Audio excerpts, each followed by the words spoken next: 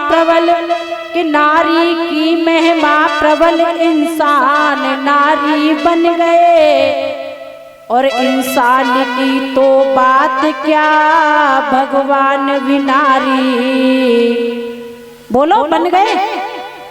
इंसान की तो बात क्या, भगवान भी नारी बन गए। तो नारियों की जो एक महिमा है वो अपनी जगह पर है, और पुरुषों की जो महिमा है वो अपनी जगह पर है। अब आप ज्यादा खुश मत हो जाना कि हमारी तारीफ कर दी कि हमारे बिना पुरुषों का काम नहीं चलता, ऐसी कोई बात नहीं है। बोलिए वृंदावन बिहारी लाल की।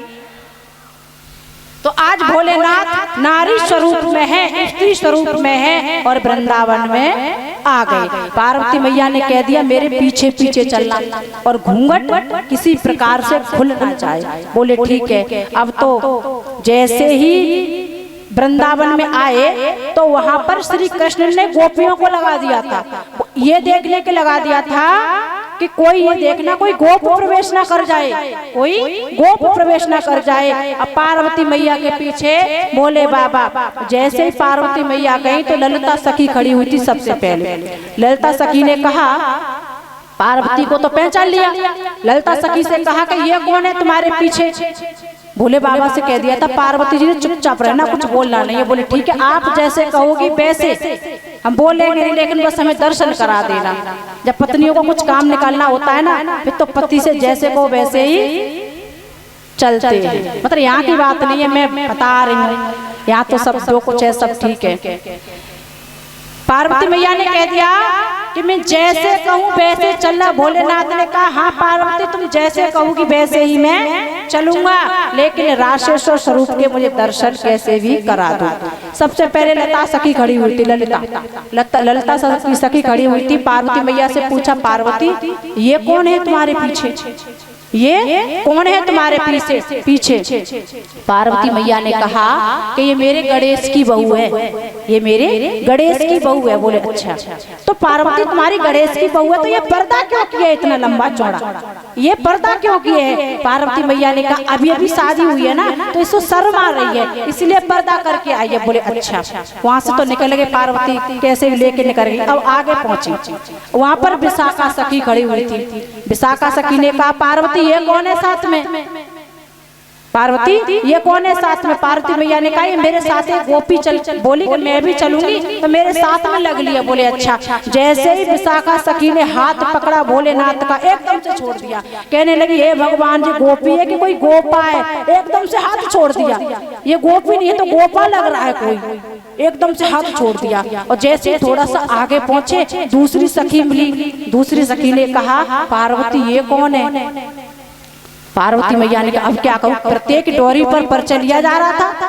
भाई नकल चीज तो नकली होती है, एक तो लंबे चौड़े भोले बाबा, ऊपर से चाल भी उनकी हल्की मर्दानी सी, चाहे कितना भी कोई छिपाए, लेकिन वो कहते हैं ना कि वो सच्चाई जो होती है वो छिपती नहीं है। कैसे भी कितना भी छिपा रहे भोले बाबा छिप ही नहीं पा रहे। एक आगे सखी मिली तो सखी ने कहा कि पार्वती ये कौन है तुम्हारे साथ में। बोले ये मेरी छोटी चचिया सासू की बड़ी लड़की की जेठानी की नंद के लड़का की बहू है।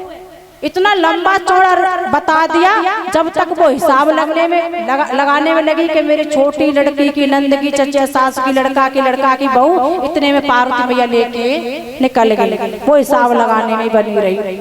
अब जैसे ही आगे पहुंची तो और सखी कहने लगी कि ये पार्वती के संगे कौन सी सखी आई है, ये तो ऐसी लग रही है चाल से जैसे कि रोज पहाड़ों पे चलती है। क्या ये रोज पहाड़ों पे चलती है तो ऐसी इसकी चाल लग रही है। और वास्तव में कहकर भोले बाबा का काम ही पहाड़ों पे चढ़ने का था रोजाना।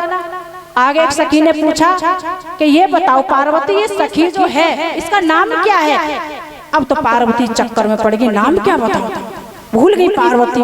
एकदम से पार्वती को ध्यान आया कि अरे अरे हाँ इसका नाम है त्रिलोचना, इसका नाम है त्रिलोचना। और वास्तव में झूठ नहीं बोली, त्रिलोचना तो है ही। बोले इसका नाम है त्रिलोचना। अब जैसे तैसे पार्वती मैया लेके निकल गई। अब पहुंची वहीं पर जहाँ पर भगवान श्री कृष्ण बैठे हुए हैं, वहां पर पहुंची। जैसे ही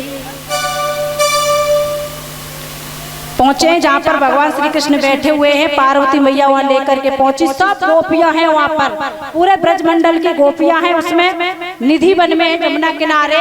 और जैसे ही भगवान श्री कृष्ण के पास में पहुंचे हैं तो भगवान श्री कृष्ण तो समझ गए कि पार्वती के संग गोपी नहीं गोपा आया है।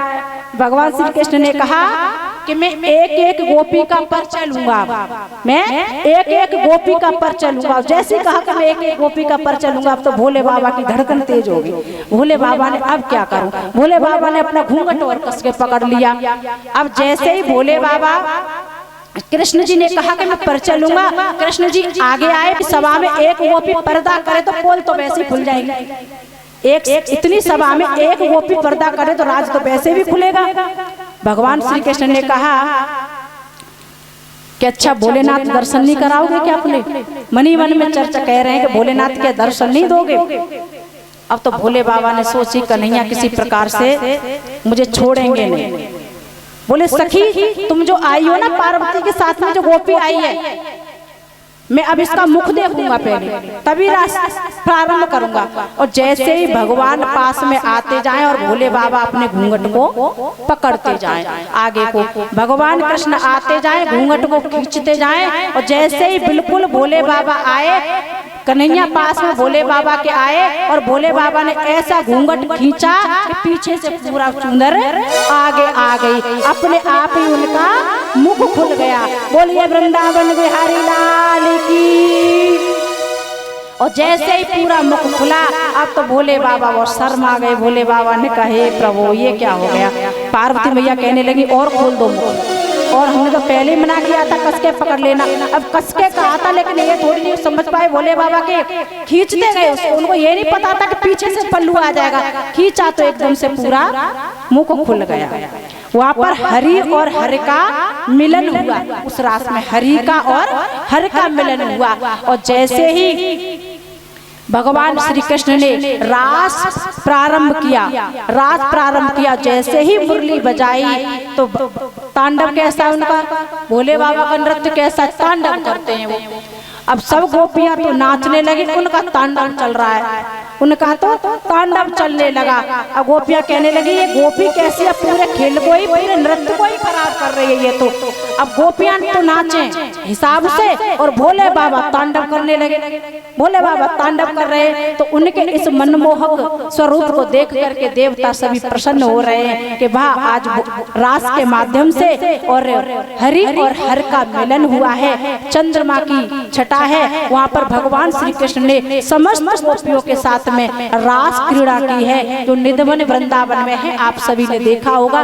उसी निधवन में भगवान ने रासलीला की थी। फिर जब भगवान का यह स्वरूप गोपी स्वरूप जब देखा तो भगवान श्री कृष्ण ने कह दिया कि भोलेनाथ अब आप इस वृंदावन को छोड़ के मत जाना, इसी स्वरूप में आप हमारे वृंदावन में रहना।